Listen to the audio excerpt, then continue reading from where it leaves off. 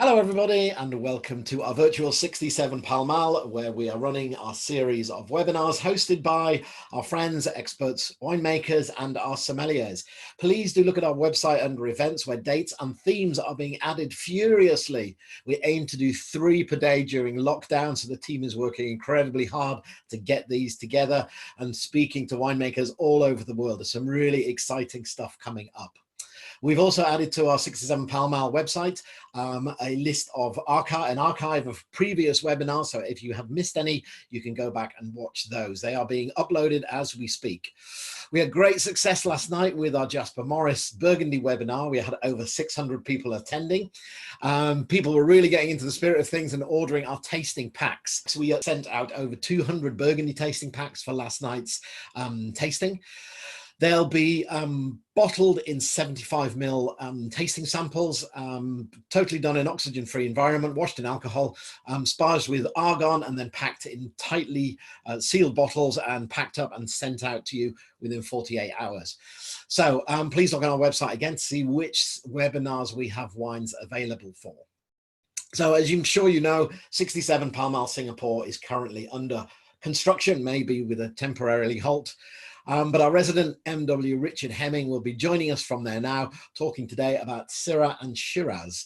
So as usual, at the bottom of your screen, you'll see the chat button. Please click on that and chat amongst yourselves at the side. Please do share with us what wines you are drinking, and please do tell us where you are in the world, where you're joining us from. If you can, please hashtag 67FromHome and share a photograph of your wine with us on social media. If you do have questions for Richard, we'll have 15 minutes at the end so Richard can answer your questions. Please click on the Q&A button and type your question in there. So we hope you've got a nice bottle of wine open. And Richard, over to you. Thank you very much, Ronan, and hello once again to everybody that's joining us. It's fantastic that we've got people from all around the world. So good morning, good afternoon, good evening, depending on wherever you are.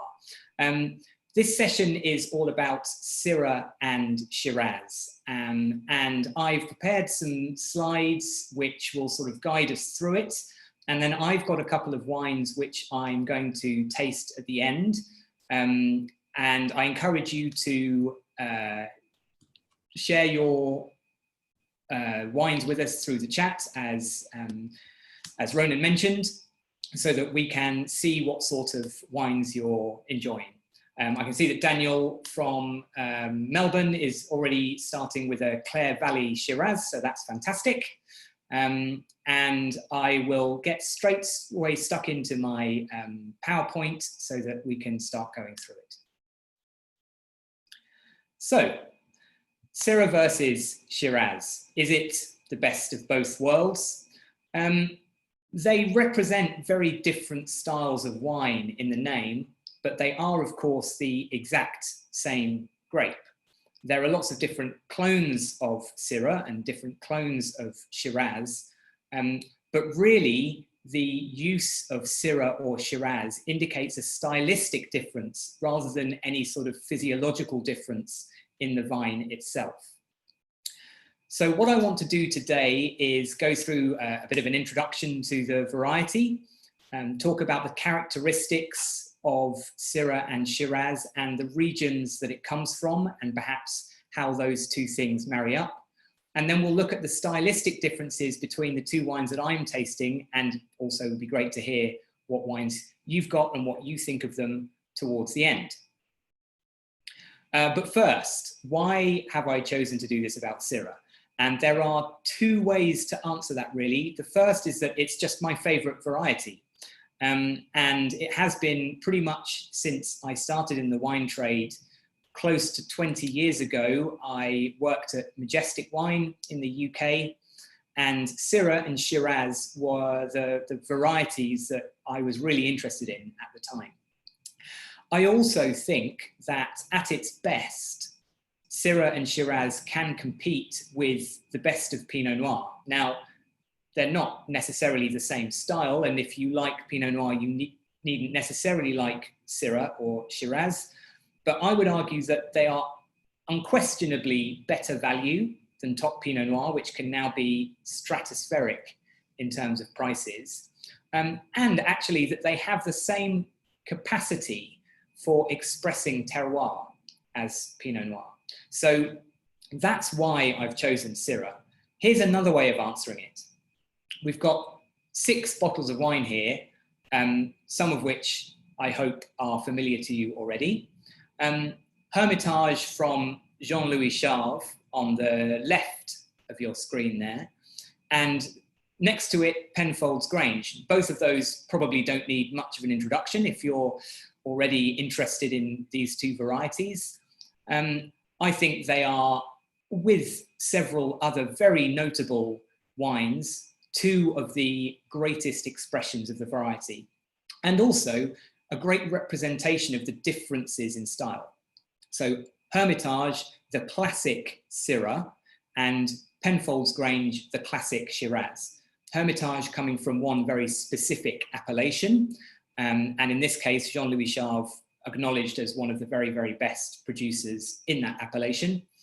And then Penfolds Grange, a multi-regional Australian Shiraz, modelled on Hermitage originally, and created to represent the very, very best fruit that could be got from various different regions of Australia, blended together to make this kind of super top premium Shiraz. Now, some people find the price of Grange to be difficult to swallow, perhaps, these days. Although, again, compared to other wines, it's by no means as expensive as top-end Pinot Noir, for example. And I would make the point that, you know, this is a great wine with a long track record. It ages very, very well in the cellar. It is consistently scored extremely highly from lots and lots of different critics. And whenever you've tasted Grange, if you've had that opportunity, I think you do get an impression of the quality that goes into it. So those are 2 great examples of Shiraz and Syrah.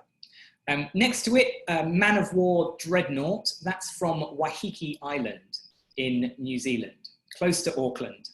And that represents for me the sort of modern, cooler climate style of Syrah, made in the New World, but with a very savoury European style of winemaking. So quite different to the Australian model. And that is not to criticise or pass judgment on Australian Shiraz at all. But Dreadnought, I think, is a fantastic example of a wine which has the peppery, spicy character that is so distinctive in great Syrah. And next to it is a Shiraz from McLaren Vale. And this has got a particularly precious place in my heart because this is where I did vintage in 2008. The winery is called Kangarilla Road and it's in McLaren Vale. The Shiraz that they make was one of the wines that I first fell in love with when I was working for Majestic Wine. And back then you could buy that sort of wine for £6 or £7.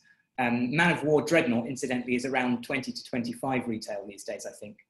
And I wanted to make the point about Australian Shiraz, especially the stuff from McLaren Vale, Barossa, those classic South Australian regions. For a lot of people, that is how they fall in love with wine. It's a really accessible, juicy, ripe, user-friendly style that will convert a lot of people who might think they don't particularly like wine. And so I think we should always treat those sorts of wines with respect because they deserve it, because they are doing a great job in bringing satisfaction to huge numbers of people. Now, you may not like the style yourself. It does tend to be the case that we start off by liking wines such as Australian Shiraz, and then as our tastes change, we perhaps move on and have different preferences. But I think that they serve a really important purpose, and I still think that they're absolutely delicious. Then next to that, we have a sparkling wine, another Australian from Primo Estate. The grapes actually are classified as Adelaide for this region, so a very large region. Adelaide Plains, I think it says on the label. Primo Estate have made this sparkling Shiraz called Joseph for many, many years. And this represents to me one of the kind of great selling points of Shiraz, which is its diversity. People think that Shiraz or Syrah can only do one or two things. And this sparkling wine is so excellent in terms of sheer quality. It's a really interesting story too. It's made from basically a Solera style system, whereby they started the Solera by buying loads of Shiraz that was already in bottle back in auction from the 70s and 80s. They uncorked all the bottles, poured it into this massive vat, added some of the latest vintages of their top still Shiraz, and sort of made this mother blend. And then every year they draw off some of this blend, and then they bottle ferment it so that it becomes sparkling. They dosage it with Australian fortified wine, so port style wine, and then it gets lees aged. And it's just tremendous. I had a bottle of it this year on New Year's Day, and it was just as good as ever. I really think it's for people who might be dubious about sparkling Shiraz. If you haven't tried that, it's the one to change your mind. And then finally, just because I wanted to prove that Shiraz can do everything, a white Shiraz on the end there. I've never tried it, and I haven't seen any other kind of white Shirazes, and I'm not suggesting that this is the way forward necessarily for the grape variety, but it just goes to show that it can be done. So those are 6 examples of Syrah and Shiraz that I particularly think are noteworthy and that I like. A few stats, and just for your reference, I've taken all of this data from 3 places, from the Oxford Companion to Wine, from Wine Grapes, and also from What Grape Grows Where, which is a free online book. You can download it as a PDF, which has got huge amounts of data about what there is in the world.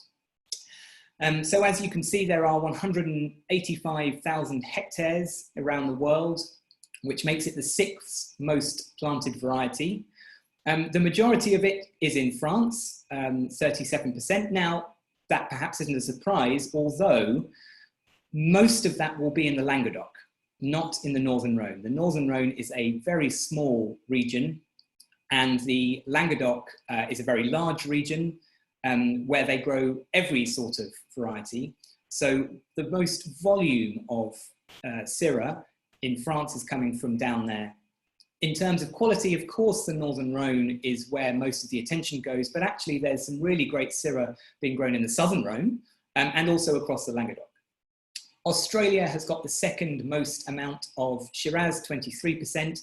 I was quite surprised to see Spain there in 3rd position. Apparently, quite a lot of it grows in Castilla y Leon. Syrah is a heat-tolerant variety. It grows well in hot climates, so perhaps that's a reason why. Argentina, I was surprised to see above South Africa and the USA. I don't necessarily associate Argentina with Syrah and Shiraz, but there it is. And of course, South Africa's got some fantastic examples. And then the USA, well, California really is what we're talking about, is making some fantastic examples too. But it's also grown in Switzerland, Romania, Cyprus, Turkey, Greece, Germany, Lebanon, Mexico, China, Thailand.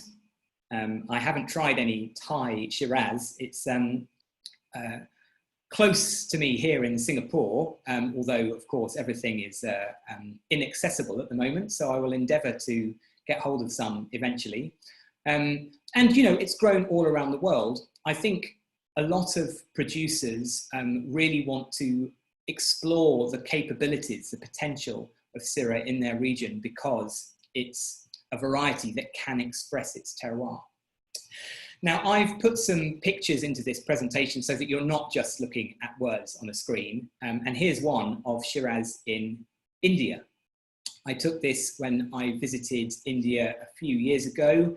It's grown to make sparkling wine by Moët et Chandon, and they call it Chandon, and you'll see the label there is branded almost identically to the Chandon wines that are made in Australia and in Argentina.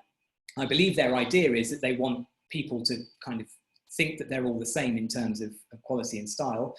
But obviously Shiraz is quite an unusual grape to use for classic traditional method sparkling wine.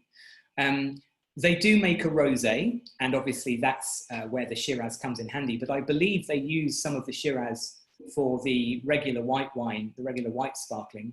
They also grow Chenin Blanc, Chardonnay, and Pinot Noir, incidentally. So they've got the classic champagne varieties, but they've also got Shiraz there. So that's one example of a kind of unusual location for Shiraz.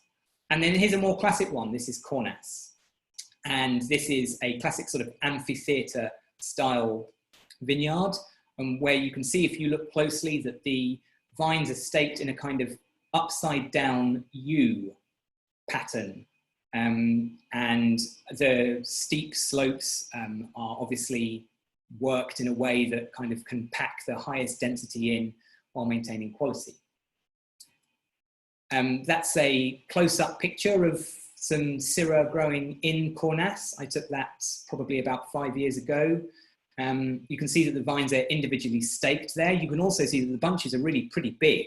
There's quite a heavy crop load on that vine in the front there. For those of you who are interested in the history of Syrah and Shiraz, it is the offspring of two French grapes, I found out, Mondieuse Blanche and Dureza, not quite sure how you pronounce that. And, you know, that's kind of interesting from an academic viewpoint, but because those two varieties are so little known today, it doesn't really help us trace back the style of the grape variety, I don't think. The first mention of the variety as Syrah, spelt S-I-R-A, in France comes in Hermitage in 1781. So it's clearly been established for hundreds of years in that region.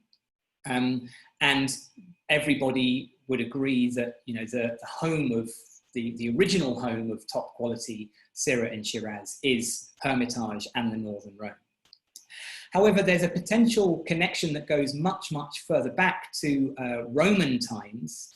We know that the Romans grew vines in Vienne, and Vienne is opposite Côte-Rôtie in the Northern Rhone, on the other side of the river.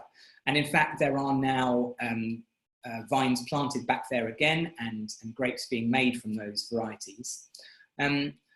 Whether it was the same variety that we know today as Syrah is basically impossible to know for sure, but there is a suggestion that the Latin word Syrus, meaning late, as I'm sure you already knew, could be an indication that Syrah was planted back then, and that it was named that because it is a later ripening variety. So that's an intriguing possibility.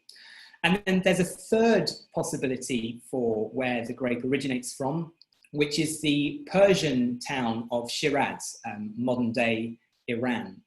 And of course, that name is what the variety is called in Australia. Nowhere else, as far as I'm able to determine, incidentally. So it really does seem that Syrah is used throughout the whole of the rest of the world, and Shiraz is exclusively an Australian term. I'm sure there are some exceptions to that rule, and please let me know if you know of one. So there's a suggestion that perhaps a variety of black grape was growing in the town of Shiraz in Persia many years ago, but from what I've read in the Wine Grapes book, there isn't really significant evidence to support that. Here is a picture of Côte-Rôtie, taken from the top of the slope, and you can see the Rhone River in the top right-hand corner of that picture. And on the other side, on the opposite side, you can just about see a few buildings and some forest, but it's that side of the river, that opposite side, where Vienne is. But as you can see, Côte-Rôtie, steep, terraced, and a very high-quality region, of course, for Syrah. And here's another picture. This is of Waiheke Island. This is Syrah vines growing. What you can't quite see from here is that the vineyard there is very steep, actually. and it goes straight down kind of towards that tree line, which is then right next to the ocean. And this is in fact one of the Man of War vineyards which they use for Dreadnought. So a very, very different part of the world, pretty much the opposite side of the world, and different style of growing, different planting density. But essentially, they are growing the same grape variety, and they're making wines which are, comparable, yet which reflect the difference in their terroir. And, that's one of the things that as wine lovers, we're also interested in. The characteristics of Syrah in a very general way. It has thick skins with high anthocyanins, and anthocyanins are the colouring compounds, cyan meaning blue. So you ordinarily get a lot of colour from Syrah and Shiraz when you're making it.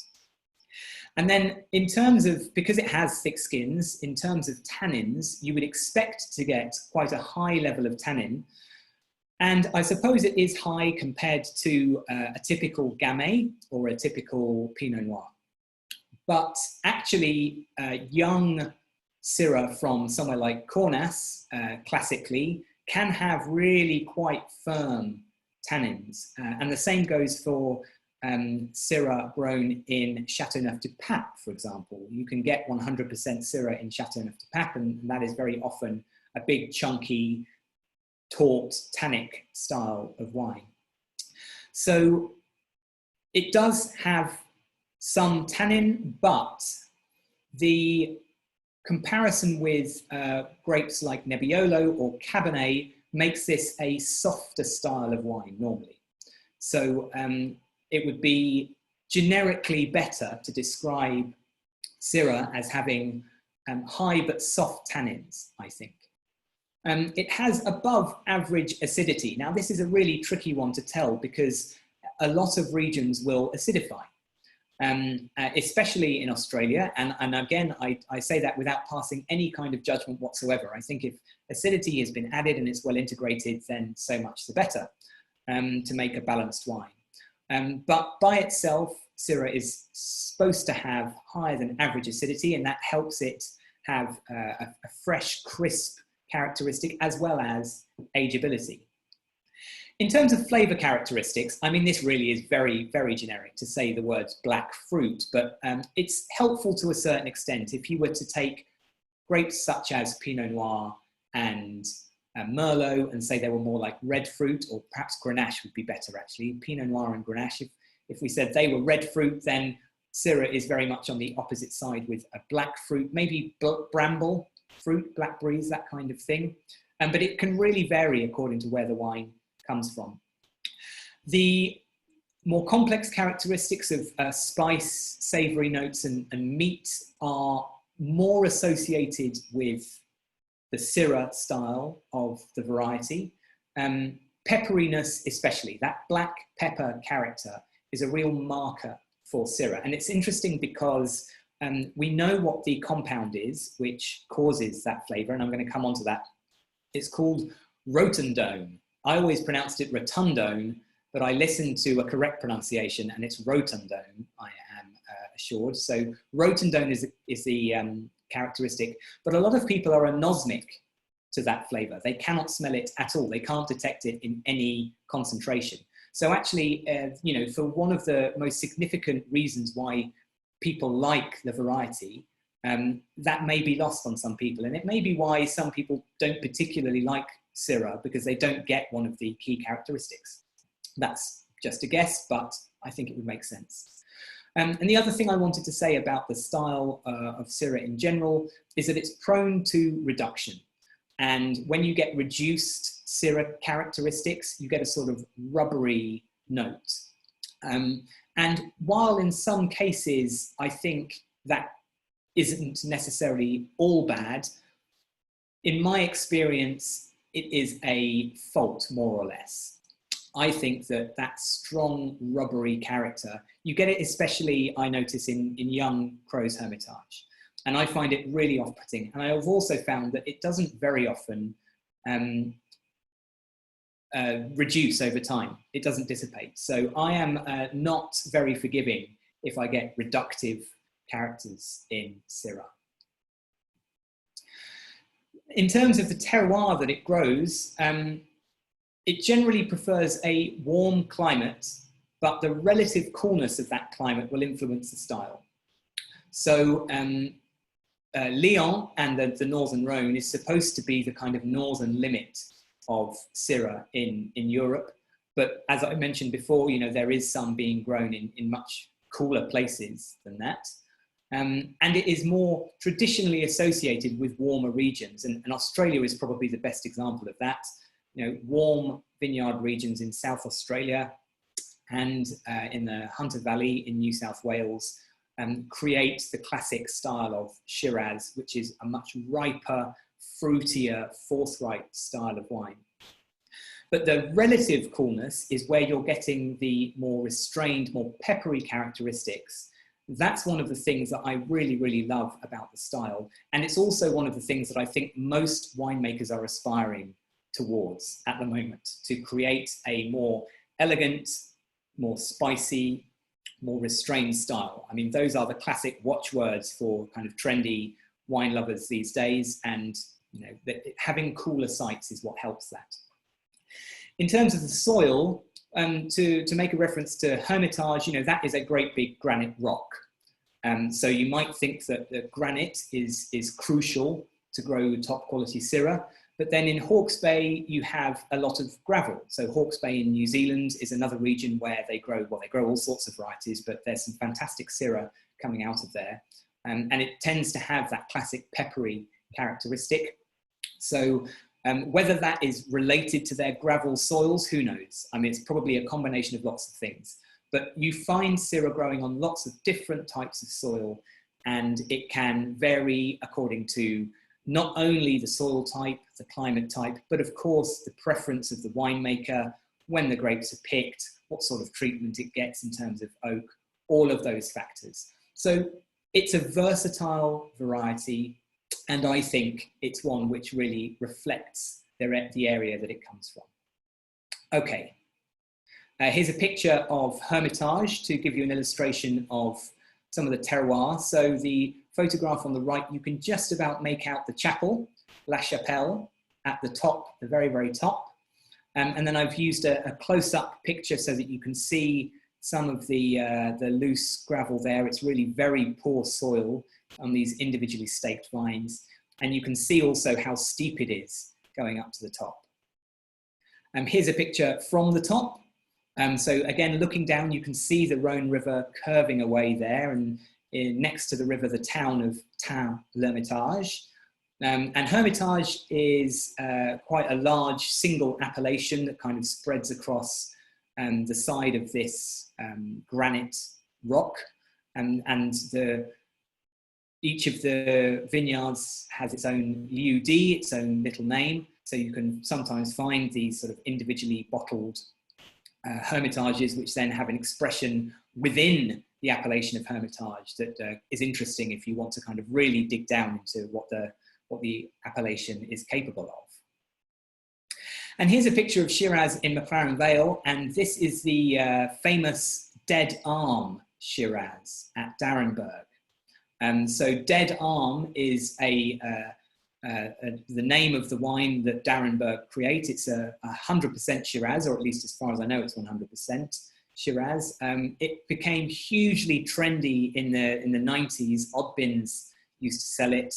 And I believe it comes from vines such as this one we're looking at, where they have a disease whereby the arms, the limbs of the plant die and are cut off, and the theory goes, therefore, that the concentration of fruit is much higher because the vine is concentrating its energies into fewer amounts of berries. Now, D'Arenberg are not shy of a bit of marketing chat, so who knows exactly how true that is, but this is at least one of the Dead Arm vines.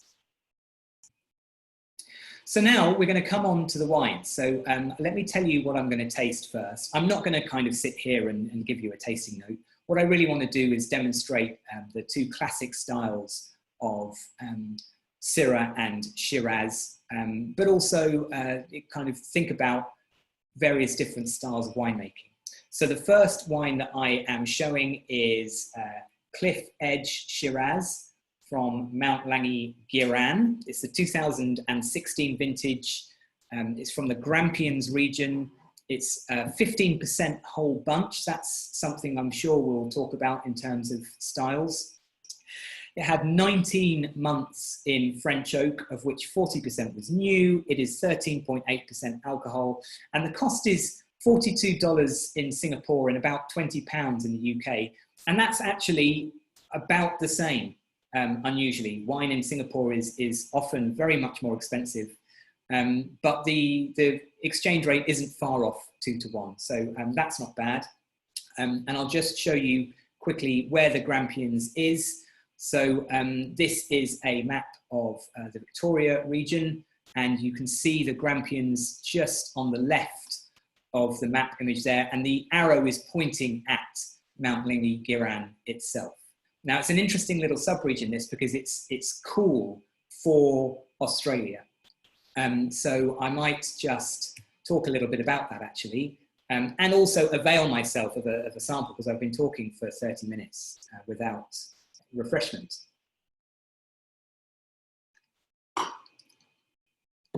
And it's very, very good. One of the reasons it's particularly good in 2016 is that Cliff Edge would normally be their second wine. They then have a wine just called Mount Langi-Giran Shiraz, but they didn't make it in 2016. And that's because there was a hailstorm which basically spoiled a lot of the grapes, and they didn't have enough. So they declassified what was left of what would have been the top wine and put it into Cliff Edge. So that's one of those little insider pieces of information, which I think is useful and interesting. And Mount Langi-Giran were involved with the research into rotundone, this compound which has a peppery characteristic. And so normally we think about black pepper, cracked black pepper. And they found out that it comes from a cooler climate where longer ripening, a longer hang time, allows these rotundone characteristics to develop.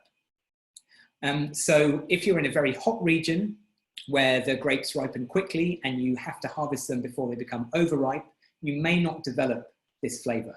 But in longer growing cycles from cooler regions, you're more likely to get this characteristic.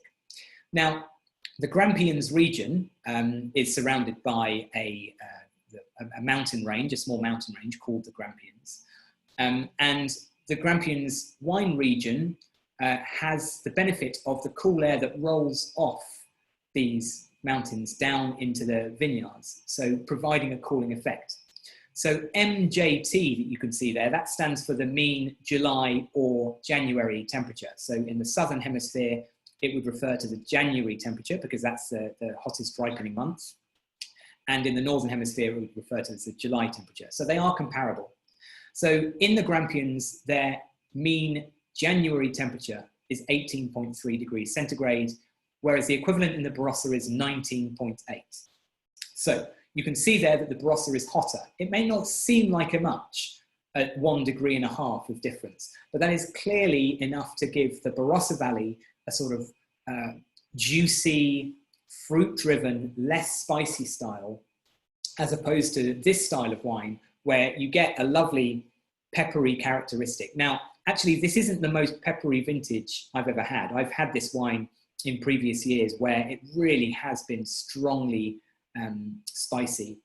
And actually, this has got really beautiful, pure blackberry fruit, which is classic for Syrah and Shiraz. So that's what I'm enjoying primarily about that. Incidentally, also, that the oak is really well integrated.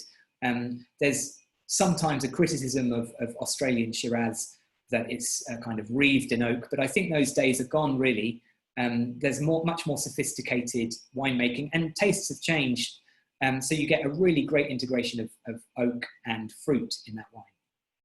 I'll just mention the other temperature that I've got on the slide there, which is 17.9 degrees for Cornas. Now, Cornas is in the southern part of the northern Rhone, where it should be a kind of example of one of the warmer spots of the region. And you can see that it's still cooler even than the Grampians. So, you know, for Syrah, the northern Rhone really is a cool climate. Wine number 2, a Saint-Joseph from Chapoutier, a very big producer, who are one of the largest landowners in Hermitage as well. But this is from Saint-Joseph. You can see in Singapore, it's just labeled as Saint-Joseph. This wine is called Deschamps in England and Europe. So it's the same wine as far as I'm aware. And this is also the 2016 vintage, a pretty good vintage in the Rhone. It had 12 to 18 months in vats and oak, according to the tech sheet, which isn't particularly useful. There's no new oak characteristics on the nose that I can get.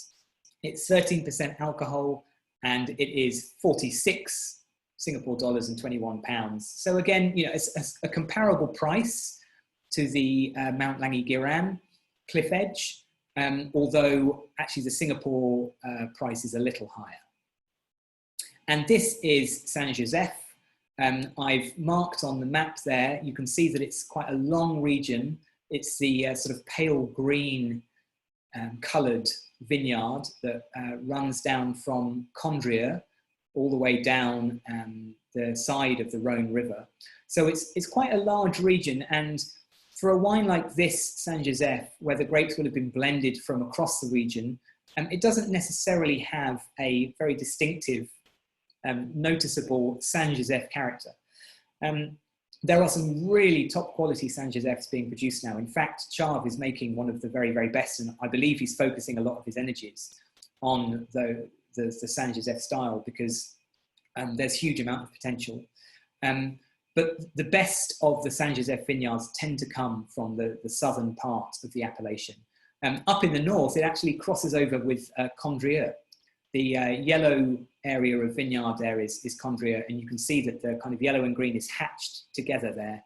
So you can get Saint-Joseph that's from the appellation of Condrieu, if you like. So let's have a try of this one.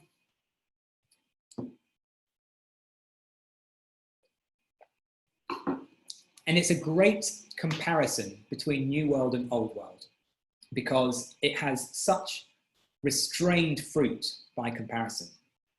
It's really very savoury. It's almost austere, although the structure of the wine is very drinkable.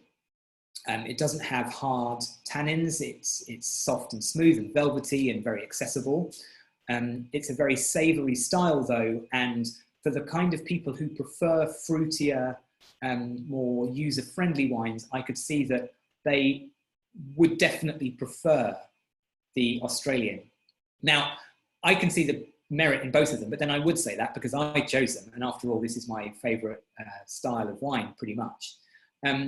But when I tasted these before the webinar started, it occurred to me, as it often does, that the best wine in this situation is pretty much a combination of the two, because you need the kind of fruity character of the Australian wine with that ripeness and generosity, and then all of the savoury spice of the Saint-Joseph.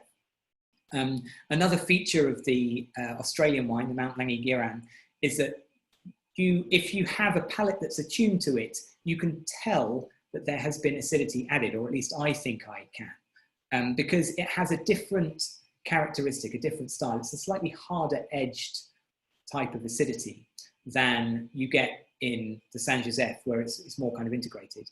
Now, that's not particularly, it's not a hideously bad thing. It's by no means a complete fail. But if you notice it, then it starts to kind of upset the balance somewhat. So again, I think you could really combine the two of those wines and get the best of both of them. So I'm going to stop sharing now because I've come to the end of my presentation. I might be tempted actually to bring in a little blend myself if I can get away with it, just to see what it's like. But I think what I'll do now is go to some of your questions. We've got about 15, 20 minutes left, and I've seen that there's quite a few questions coming in. So let me just have a look at these. First question from Alexis is, could I give the main difference among other Syrahs such as South African or Chilean, or what are the main characteristics of New World Syrah? So New World Syrah is probably too general a term to be able to give a definitive answer to that. Because if you look at Great Sonoma Coast Syrah, for example, quite a cool climate style, then you get a very peppery, spicy, less fruity style. And if you were to look at, you mentioned Chile or South Africa, you would expect much more fruit. I mean, especially in Chile, you get from the kind of central areas, the warmer areas, you get typically ripe, juicy, drinkable Syrah. And they also grow it up in the north where it's cooler and you can get more of a kind of peppery characteristic. So, you know, there are different types, and you can already see I'm sort of trying to give too many things. It's very hard to give a exact characteristic. What I would say is that if you want to think about how to identify New World Syrah as opposed to Rhone Valley Syrah, you would expect to have more primary fruit and perhaps a bit less spice. And that's really the only thing that you can say for sure. There's really not much difference in terms of structure. There certainly isn't much difference in terms of alcohol. You now get Northern Rhone Syrah that routinely reaches 15%. It used to be that Northern Rhone Syrah, like a lot of European wines, was much more like 12.5. And some of those wines still exist, but it's much more common these days to get 14% and above as routine. What about Hawke's Bay Syrah? Alexis asks as well. So Hawke's Bay, I think, has got an advantage because it's a cooler climate, and I mentioned it in my presentation. I think it has got a distinctive cool climate characteristic, which manages to give you the ripeness of the fruit plus a really distinctive peppery characteristic. So it's sort of perhaps between the two. It has the ripeness of the New World and some of the spice of the Old World. A question from David Knapman. If you think that Syrah can reflect terroir like Pinot Noir, what wines made from Syrah come to your mind when you think of Musigny, Chambertin, La Tâche? Good question. I mean, in Burgundy, you have got these extremely finely delineated differences. And I might throw this back at you and say, do you think you can really tell the difference between Musigny, Chambertin, and La Tâche? Now, I know some people would be able to, but I think for most people, those differences are perhaps too nuanced to be able to tell. But where would be the great Grand Cru terroirs for Syrah? Well, I mean, I'm afraid they're going to be the obvious ones. You know, Côte Rôtie and Hermitage would be the place to start looking. In terms of drilling down into the Lieu D and the individual vineyards within those appellations, I don't know well enough. I mean, very often these wines have been blended in the past, so they don't have the kind of Burgundian history of hundreds of years of keeping these bottlings separate. But there are other great kind of Premier Cru rather than Grand Cru regions, if you want to put it that way. Saint-Joseph is fantastic. Cornas, I mean, Cornas, the best Cornas, I'm a big fan of Domaine de Tournelle. I think that is comparable to great Côte Rôtie and great Hermitage. And then outside the Rhone, Duché-d'Uzès is a really interesting place. It's in the southern part of the Rhone Valley. It's sort of a satellite appellation. They don't grow very much of anything, really. But I've tasted some Syrah from there, which I was really impressed by. It's fantastic value as well. And then if you look in the New World, I mean, there are so many options. So I mean, Australia is a great place to start, I think, exploring. And really, you can look at the Yarra Valley, Mornington Peninsula. They're growing some in Tasmania, some fantastic Syrah. There's loads of it all over New Zealand. Hawke's Bay has got a lot, Waiheke Islands, as I mentioned, but I also had some fantastic Syrah from Mount Difficulty in central Otago.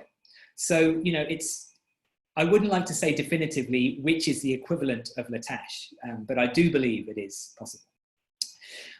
Will global warming assist the spread of Syrah in Northern Europe, Julian asks.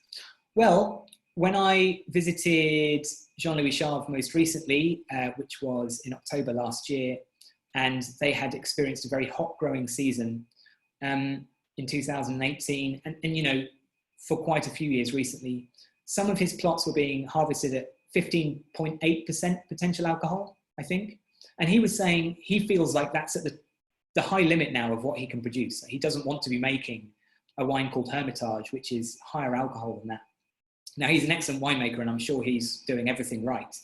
And you can tell in the wines, you know, even the ones which are high alcohol, the quality is impeccable.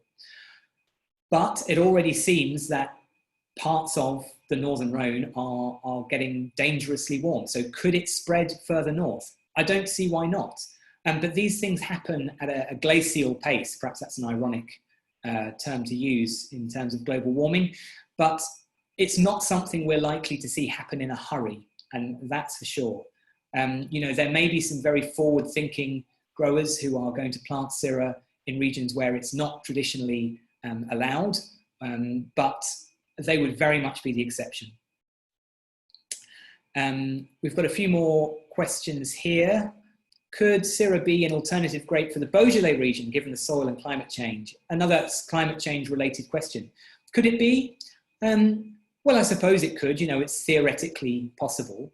I mean, much as I love Syrah, I don't want to see it planted absolutely everywhere. I want other varieties to still exist. And actually, there's another style of Syrah which I know of, made by Tom Shobrook. It's called Poolside, and it's effectively a rosé. The reason I mention it in terms of Beaujolais and Gamay is that it's made in that very, very refreshing, light, early drinking style that Beaujolais is often associated with. So it just shows there's another string to the bow of Syrah, that it can create these very refreshing, light styles. Is Syrah the future for Beaujolais? I mean, I doubt it, frankly. I'm sure it could grow there really well. And that's the intriguing thing about kind of European appellation law, is that we'll never know very often. You hear of all sorts of varieties being planted in unusual places. You know, there's Chardonnay being grown in Saint-Emilion, and it's made as a Vin de France. And you hear about regions that are now permitting other varieties to be planted. But I mean, I think ultimately we all want these regions to be associated with the traditions that they've created over many years. There's a question from an anonymous attendee saying about tannins. So low-high tannins is defined by a scientific test, whereas soft-hard is more of a kind of tastable scale. That is a pretty good way of looking at it. I mean, you can measure the dry extract to get the kind of level of tannin in a wine. That's not really what I was referring to, but I do tend to describe tannins with two different measurements. One is low or high, and the other is soft and hard. And you can put some variations into that, but really those four terms in various different combinations should be able to give you a pretty good description of most wines. You might want to put in a kind of textual note, like sometimes tannins are sort of sandy or grainy or velvety. That is inching towards a more journalistic style of tasting note, which is absolutely fine. It depends what your purpose is, what you want to be writing about. And if it's just for your own reference, then go with whatever works. Tasting these wines here, any excuse, there's really very little tannin at all. There's just enough to give a bit of shape on the finish. It's very soft. So I might even be tempted to say that's quite a low soft tannin, you know, which might be the way I'd describe a Pinot Noir. So I'm not trying to be scientific in how I measure these. Let's have a look. Is a question from Ed. Are the higher end 2016-17 Northern Rhone wines drinking at this stage? I thought they might need another 2 to 3 years based on educated guesswork. They can certainly age a long time, good vintages, and you know, the best wines, especially from very concentrated areas such as Hermitage, should last decades. Are they drinkable now? Yeah, I think so. I mean, it depends on how you like them. If you prefer the more youthful, vibrant style, Or if you want a sort of drier, more savoury, more tertiary characteristics, kind of meaty, mushroomy sort of notes, earthy, then by all means leave them. I think that there's a sweet spot between about 5 and 10 years for a lot of the Northern Rhone. That's where I like to drink a lot of my wines, but I've tried great old examples that are still going very, very strong. Could I comment, says John Stafford, on the potential for aging Syrah Shiraz and the tertiary characteristics that you should expect? Well, actually, I just touched on that and how different they are compared with other red varietals such as Pinot Noir and Bordeaux blend wines. Well, here's something that I find interesting. I think as wine gets older, it gets more and more similar.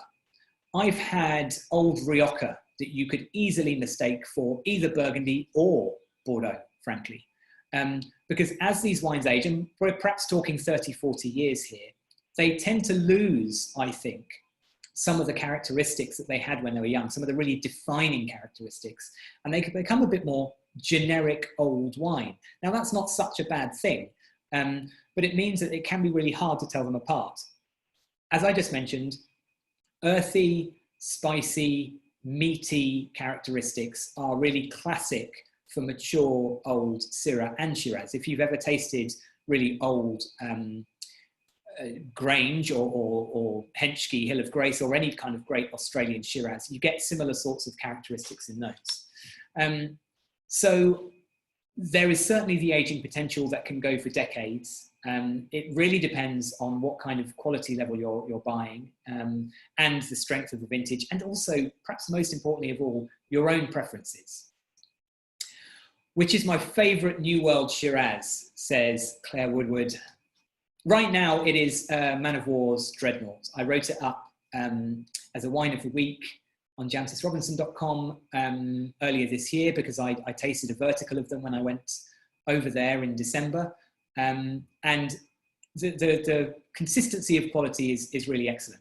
But, I will change my mind on that. So, that's one of the nice things about being in the wine world, is that you can find new things all the time. But I've got to say that's something that's really stuck in my mind. Time for quite a few more questions. What does each grape give to a Cab Sauv Shiraz blend? And is there a best region for this combination? Interesting. Well, there are really only 2 regions for Cab Shiraz. And one is the Languedoc, and one is Australia. And typically South Australia. So what do they each give to the blend? Well, if you look at the kind of textbook learning of Cabernet Sauvignon, then that would give cassis character, reasonably high acidity, and firm tannins, whereas Shiraz would give more flesh, more breadth, perhaps a softer tannic characteristic, and more black fruit, kind of brambly fruit with peppery characteristics. So, when they're blended together well, those 2 things can complement each other. Is there a best region for this combination?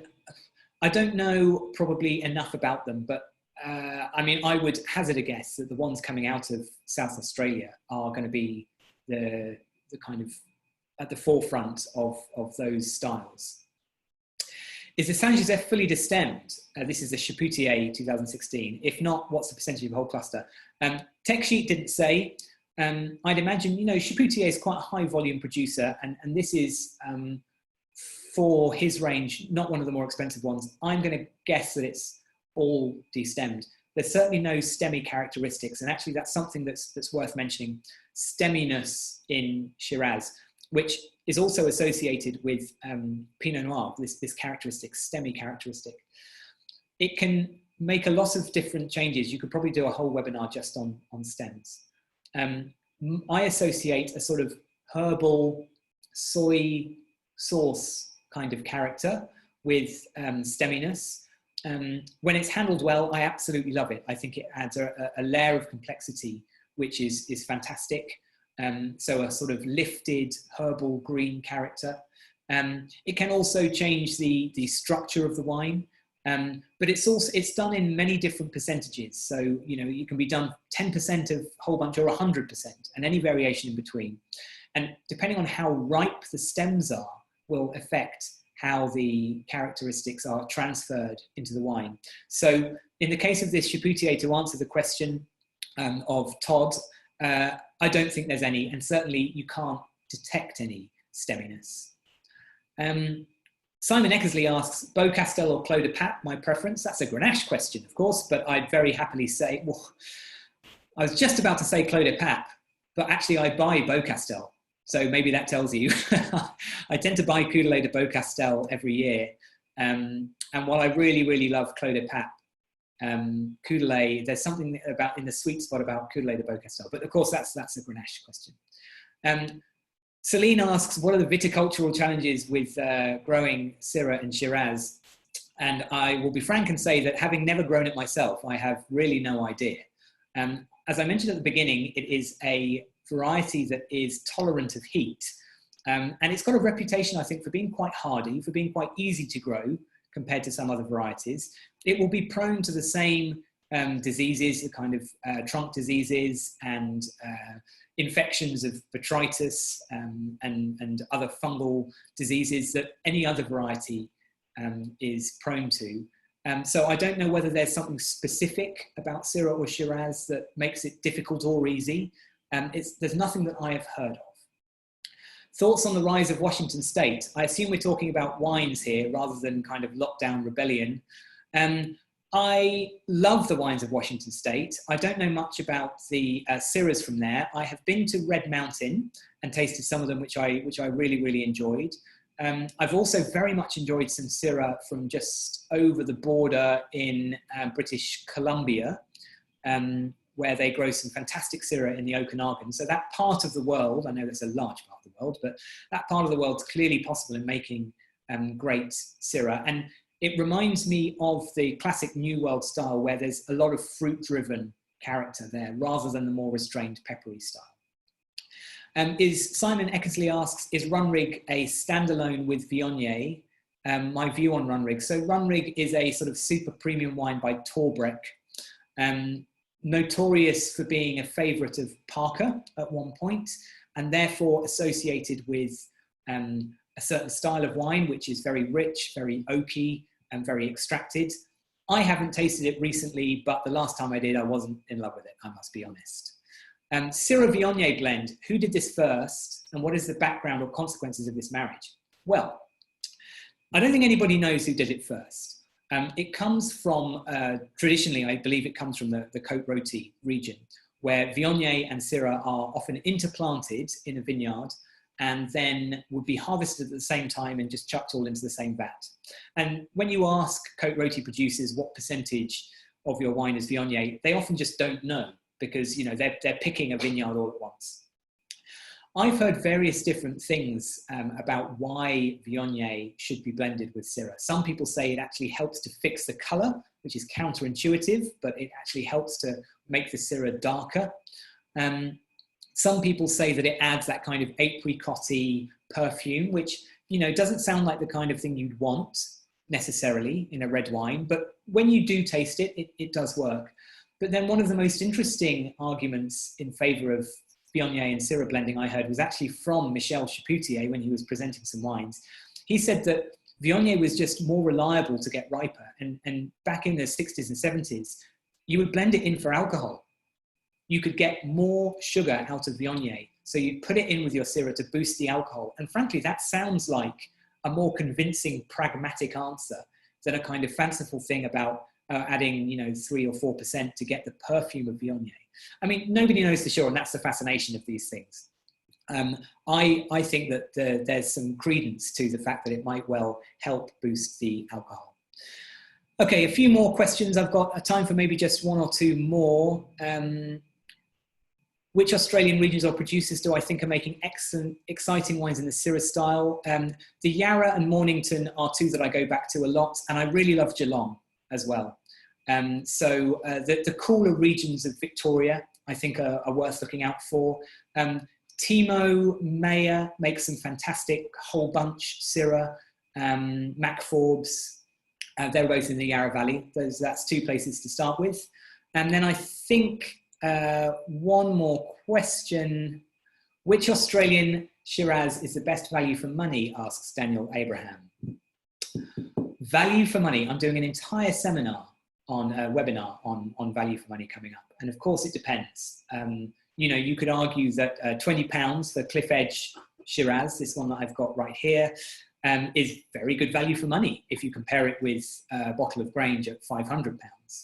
But if we're talking about stuff which is sort of affordable in the £10 to £20 range, one of the wines I go back to over and over again because it's really well distributed and I think they make really excellent consistent quality is Wakefield, known in Australia as Taylor's. It can't be called Taylor's in the UK because of the pork producer, but so it's called Wakefield.